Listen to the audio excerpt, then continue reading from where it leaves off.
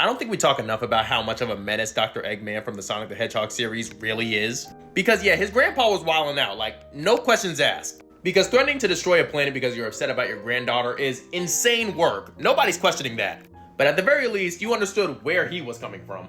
But this man just does things for the love of the game. This is a man who spends his free time stuffing animals and robots.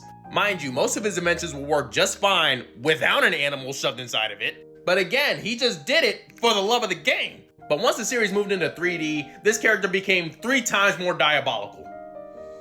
This is the type of man who wanted to build an empire, but had the small problem of the real estate that he wanted to use for it being occupied by this little thing called a populated city. So in order to subtract this little issue, he released a water god, quite literally named Chaos, fed it a bunch of shiny rocks, until it turned from cute little this into population eradicating this. Side note, these characters can breathe in space, so he quite literally could have built his empire on any uninhabited moon. But again, for the love of the game. Side note, just in case the water monster didn't do the job, his contingency plan was to just shoot a nuke at the city.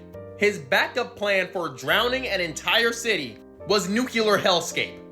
This is quite a ways away from trapping bunnies and robots. And that was just the bar. He gets worse. Very next game, holds the entire planet hostage. Demand that all nations surrender or else he will blow up the planet. And just to show that he's nowhere near joking, blows up half of the moon. And then when a speedy little hedgehog and his forest friends decide to try and stop this maniac, this funny looking, happy-go-lucky guy takes the cute pink one hostage and threatens to blow her head smooth off. Like just so smooth off. Like she could smell the oil on the barrel in this children's game. And just in case you thought he was done with kidnapping teenage girls to further his agendas, he kidnaps a princess with the goal of simply making her cry. Well, that doesn't sound all that bad. That sounds like something a Saturday morning cartoon villain would possibly do. Except for the tiny minute detail that if she were to cry, she would release Satan.